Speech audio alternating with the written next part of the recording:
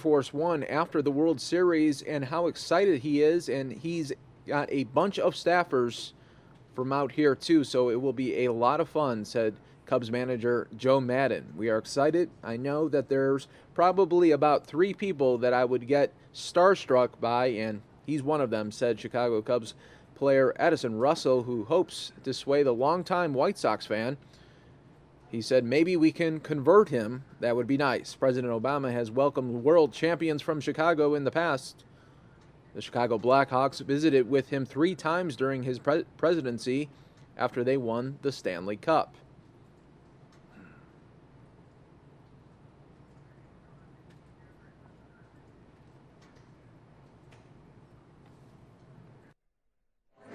Ladies and gentlemen, the 2016 MLB champions, the Chicago Cubs.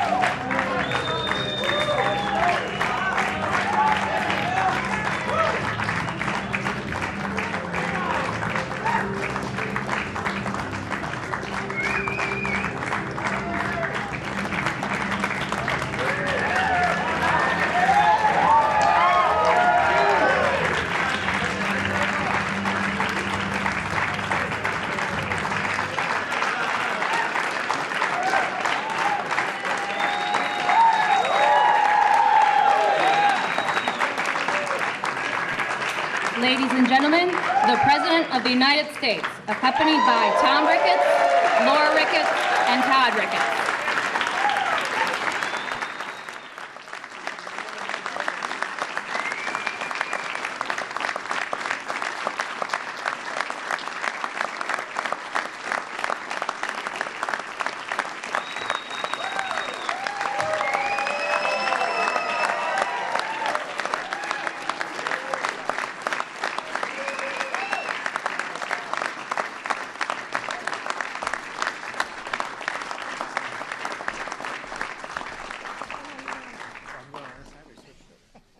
They said this day would never come.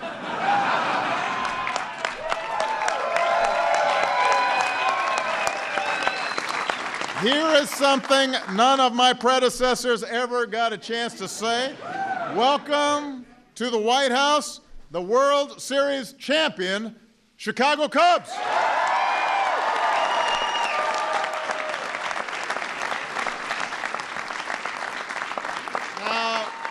I know you guys would prefer to stand the whole time, but sit down.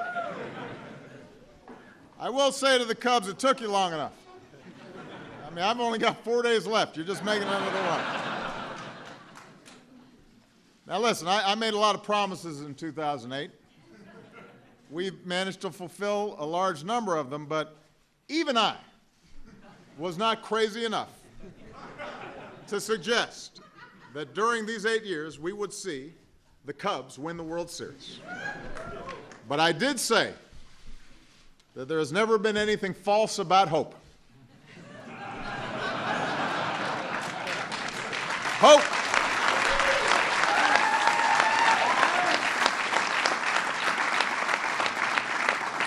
The audacity of hope. Yes, we can. Now, listen, for those of you from Chicago who've known me a long time, it is no secret that there's a certain South Side team that, has my loyalty. For me, the drought hasn't been as long. We had the '85 Bears, we had the Bulls run, the '90s. I've hosted the Blackhawks a number of times. The White Sox did win just 11 years ago with Ozzie and Konerko and Burley. So I can't claim that I have the same just visceral joy of some in this White House. But Flotus is a lifelong Cubs fan. And I will tell you, she had to go to another event, but in the 8 years that I've been here, I told the team this, in the 8 years that I've been here, we've hosted at least 50 teams, football, basketball, baseball, soccer, you name it. Michelle has never come to a single event celebrating a champion until today. And she came and shook hands and met with every one of these members of the Cubs organization and told a story about what it meant for her to be able to see them win, because she remembers coming home from school and her dad would be watching a Cubs game, and the bond and the family, the meaning that the Cubs had for her in terms of connecting with her father and why it meant so much to her. And I almost choked up listening to it. And it spoke, I think, to how people feel about this organization, and that it's been passed on generation after generation. And it's more than just sports. And that is not just true for Flotus. My longest-serving aide, Anita, is a Cubs fan.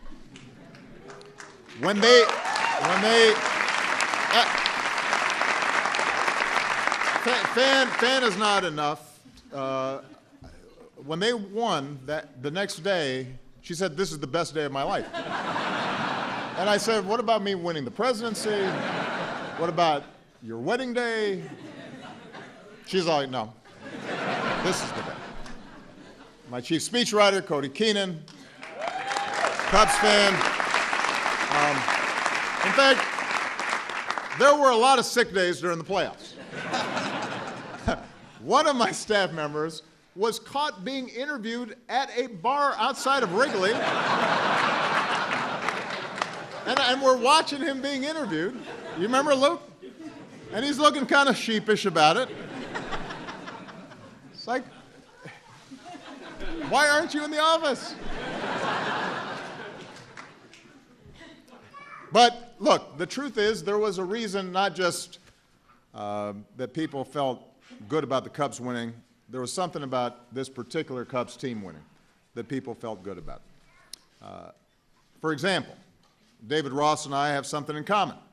We've both been on a year-long retirement party. But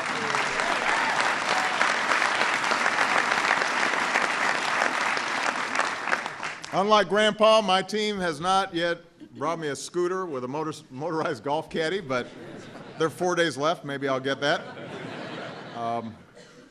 The last time the Cubs won the World Series, Teddy Roosevelt was president. Albert Einstein, or was it Thomas Edison, was still alive. The first Cubs radio broadcast wouldn't be for almost 2 decades. We've been through world wars, Cold War, depression, a space race, all manner of social and technological change. But during that time, those decades were also marked by Phil Cavaretta and Ernie Banks, Billy Williams, who's here today, Ron Santo, Ferg, Ryan Sandberg, Dawson, Maddox, Grace. Those decades were punctuated by Lee Elia's rants and Harry Carey's exuberance, hey, hey, and holy cow, and capped off by Go Cubs Go. So the first thing that made this championship so special for so many is that the Cubs know what it's like to be loyal and to persevere and to hope and to suffer and then keep on hoping. And it's a generational thing. That's what you heard Michelle describing. People all across the city remember the first time a parent took them to Wrigley. or memories of climbing in their dad's lap to watch games on WGN. And that's part of the reason, by the way, why Michelle made sure that Jose Cardinal was here, because that was her favorite player. And she was describing.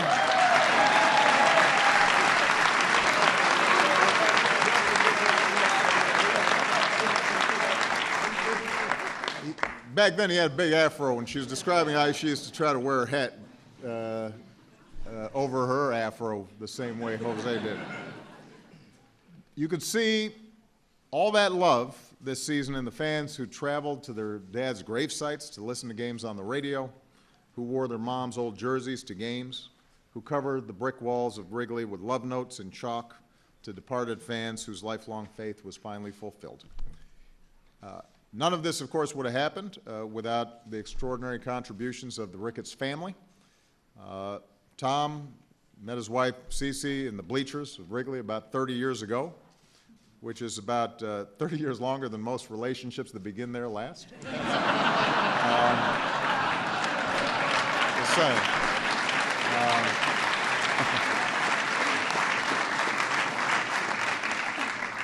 Our dear friend Laura Ricketts met her wife Brooke in the ballpark as well.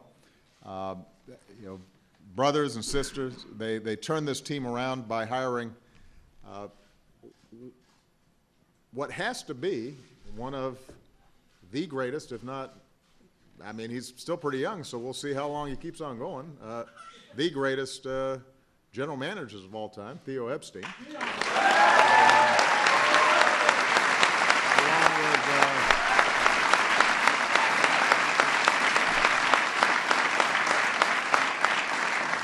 And along with Jed Hoyer and Jason McLeod, they did just an unbelievable job. Theo, as you know, his job is to quench droughts. 86 years in Boston, 108 in Chicago. He takes the reins of an organization that's wandering in the wilderness. He delivers them to the promised land. I've talked to him about being DNC chair.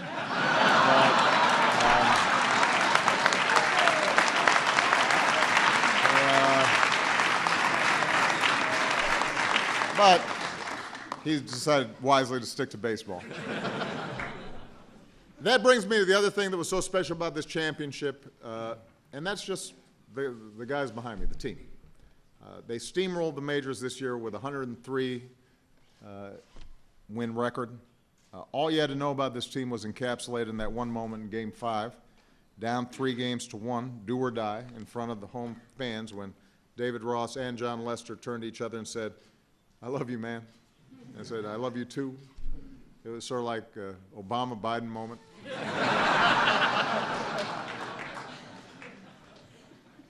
And then you've got the manager, Joe Madden, who, let's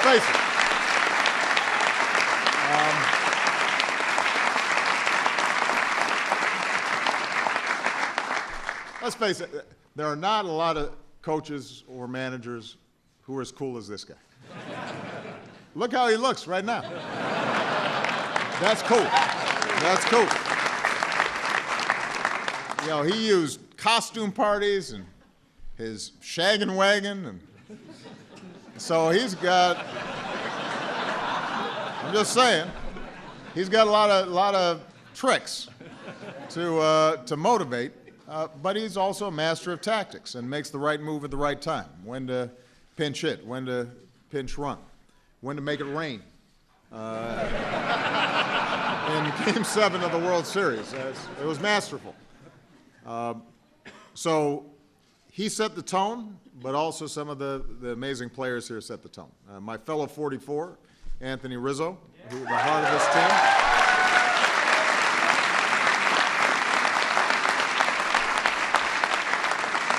5 years ago, he was part of the squad that lost 101 games. He stuck at it, led the National League in All-Star votes this year. His business partner in the Brizzo Souvenir Company, which delivers baseballs to fans in all parts of the bleachers, Chris Bryant.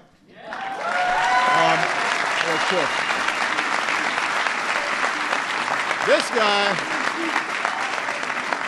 This guy had a good year. You go from Rookie of the Year to being the MVP, you win the World Series, and then, like me, he marries up and comes to the White House. And he did all this just in 10 days. I mean, it took me a long time. So congratulations to the newlyweds, Jessica and Chris Bryant.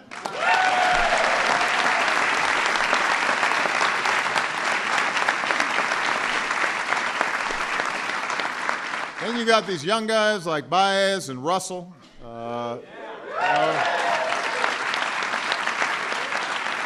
Baez turning tagging into an art form. Russell becoming the youngest player to hit a World Series Grand Slam since Mickey Mantle.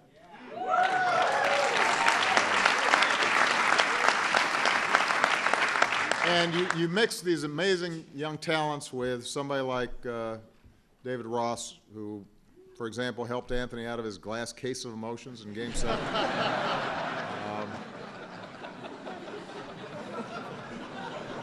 But think about what Rossi did in his final season. Caught a no-hitter, surpassed 100 home runs for his career, including one in his last game ever. If there was ever a way to go out, this was it. And then you got Ben Zobrist, who didn't get to come to the White House last year after winning it all with the Royals, but then hits .357 in the World Series, go-ahead RBI in the 10th inning of the Game 7, World Series MVP. I think he's earned his way here.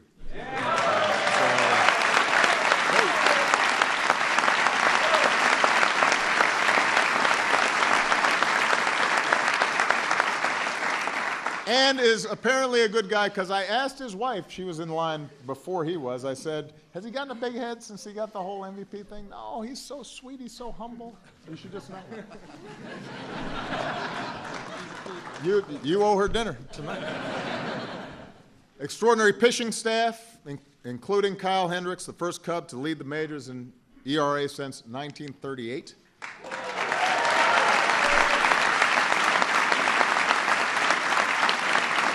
Kyle, in turn, was the only pitcher this year with a better ERA than John Lester, who racked up 19 wins. We've got Jake Arrieta, 2015 Cy Young winner, stretched a 20-game win streak featuring 2 no-hitters across the past 2 seasons, then hit a home run in the NLDS and won 2 games in the World Series. So apparently Pilates works. Michelle says it does. So, and then finally the game itself and the series itself. Come back from a 3-1 deficit against a great Cleveland Indians team, force what is widely considered the greatest Game 7 of all time. Dexter Fowler becomes the first player to hit a leadoff home run in Game 7.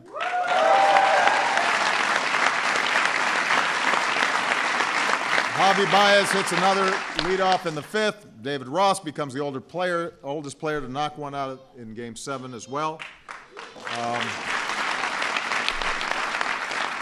Kyle Schwarber, who's been hurt and hobbled, then suddenly he comes in, gets 7 hits in the series, 3 in Game 7 alone.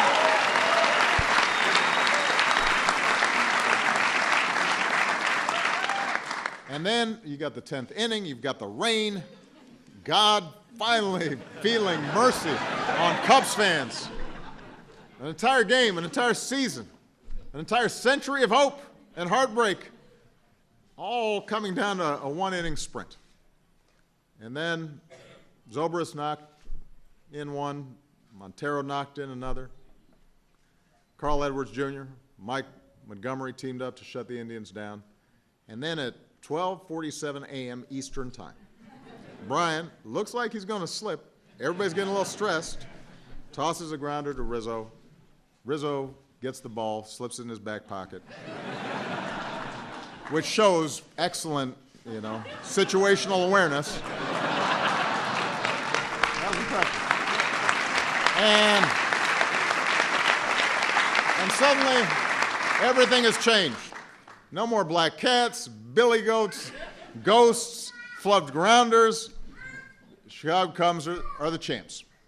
And on ESPN, you've got Van Pelt saying one of the all-time great nights. You've got Tim Kirkjian calling it the greatest night of baseball in the history of the game. 2 days later, millions of people, the largest gathering of Americans that I know of in Chicago. And for a moment, our hometown becomes the very definition of joy. So in Chicago, I think it's fair to say you guys will be popular for a while. But in addition, they're also doing a lot of good work. Anthony Rizzo and John Lester raised money to help others beat cancer like they did.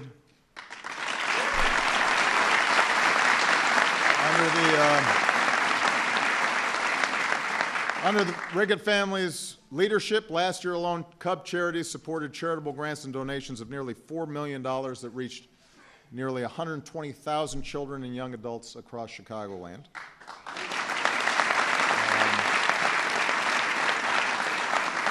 Under their Let's Give initiative, Cubs staff, coaches, players, and spouses donated more than 1,500 hours of service last year to the community.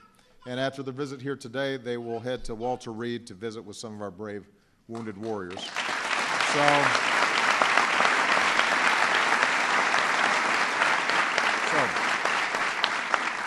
So just to wrap up, you know, today is I think our last official event, isn't it, at the White House under my presidency. And it also happens to be a day that we celebrate one of the great Americans of all time, Martin Luther King Jr.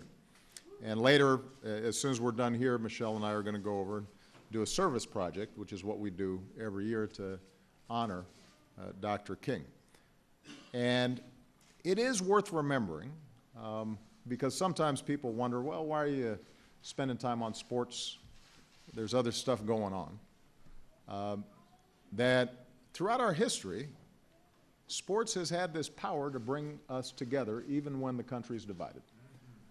Sports has changed attitudes and culture in ways that seem subtle, but that ultimately made us think differently about ourselves and who we were. It is a game and it is celebration, but there's a direct line between Jackie Robinson and me standing here.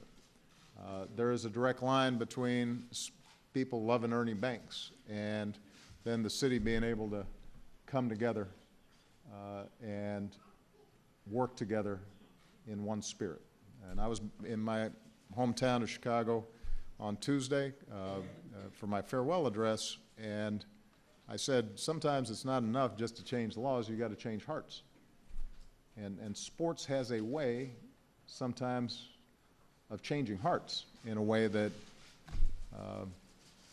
politics or business doesn't. And sometimes it's just a matter of us being able to escape and relax from the difficulties of our days, but sometimes it also speaks to something better in us. And when you see this group of folks of different shades and different backgrounds and coming from different communities and neighborhoods all across the country and then playing as one team and playing the right way and celebrating each other and being joyous in that, that tells us a little something about what America is and what America can be. So it is entirely appropriate that we celebrate the Cubs today here in this White House on Dr. Martin Luther King Jr.'s birthday, because it helps direct us in terms of what this country has been and what it can be in the future. With that, one more time, let's congratulate the 2016 World Championship Chicago Cubs.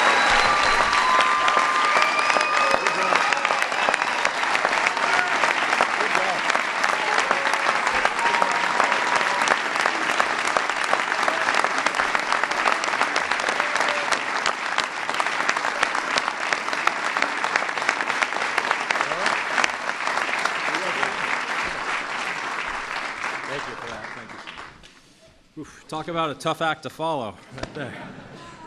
Thank you, Mr. President, and thank you for inviting us. We're all honored to be here today, and we appreciate you taking the time on such an important day, Martin Luther King Day, and during such an historic week, the last week of your distinguished presidency. I was told on the way in here, actually, by our club historian that it's actually not the first time this franchise has visited the White House. It was 1888, and we were known as the Chicago White Stockings, and we stopped in here to visit President Grover Cleveland, and apparently the team demanded for a proclamation to be named the best baseball team in the country. The president refused, and the team went on their way. And so here we are. We're going to make no such demands today, but we appreciate those kind words. The president was so kind to recognize our three Hall of Famers here with us today, who are so synonymous with what it means to be a Cub: Billy Williams, Fergie Jenkins, Ryan Sandberg.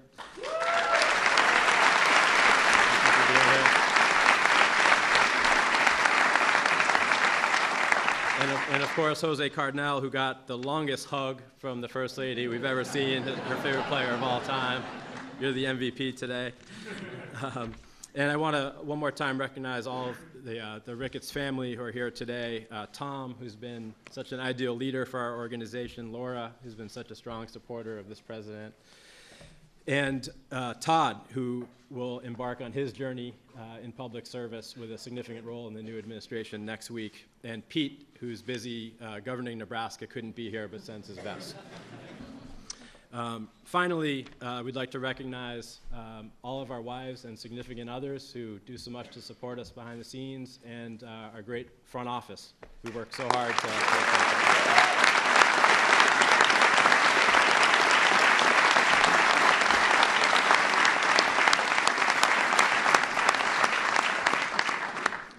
So, Mr. President, as you alluded to, in Cleveland on November 2nd and into the early morning of November 3rd, this special group of players behind me in one of the greatest World Series games in history ended the longest championship drought in American sports. And when Chris Bryant's throw settled into Anthony Rizzo's glove for the final out of Game 7, the victory brought pride, joy, relief, and redemption to Cub fans everywhere, including many in the White House.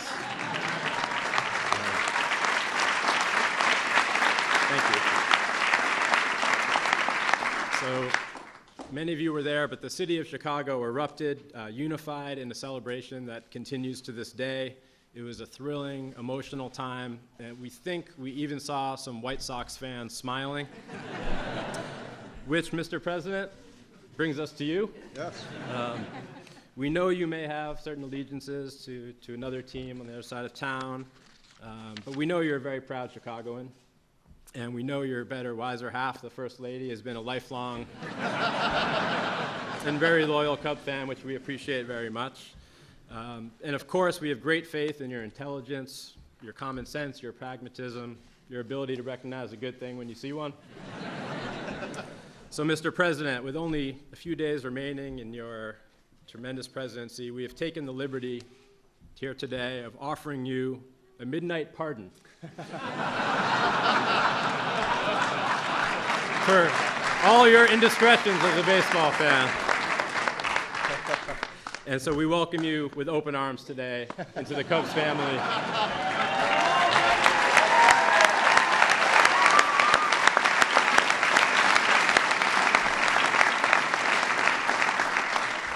To recognize this terrific conversion and this great day, we have some gifts for you and your family.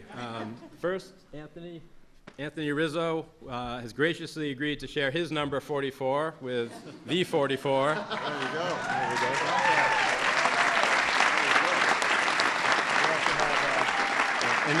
And if you're still not comfortable putting a Cubs jersey on, this one just says Chicago. Right. So you're good with that one. Thank you so much. Appreciate it.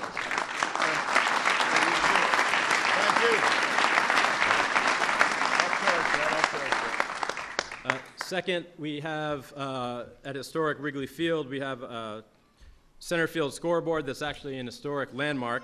And so we hope the National Park Service won't mind, but we took down a tile for you, number 44, which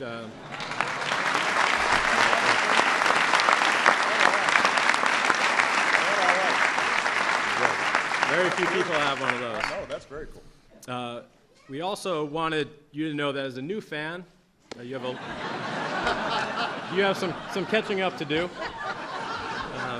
And you've been busy the last 8 years, and your family as well. So Laura Ricketts is here to present you with a lifetime pass to Wrigley Field for you and your family.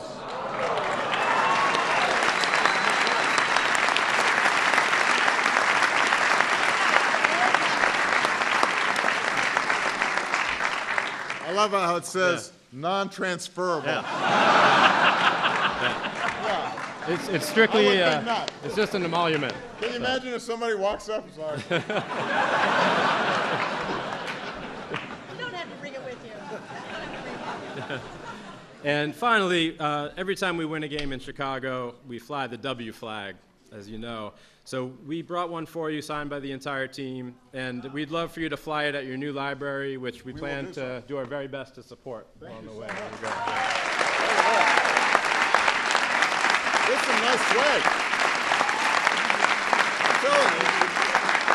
Thank you so much.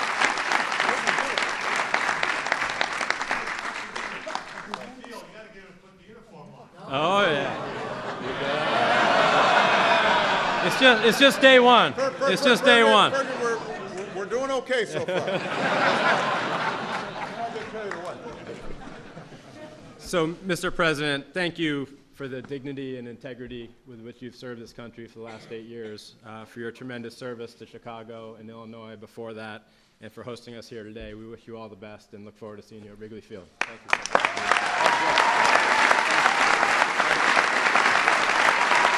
Well, everybody, thank you so much.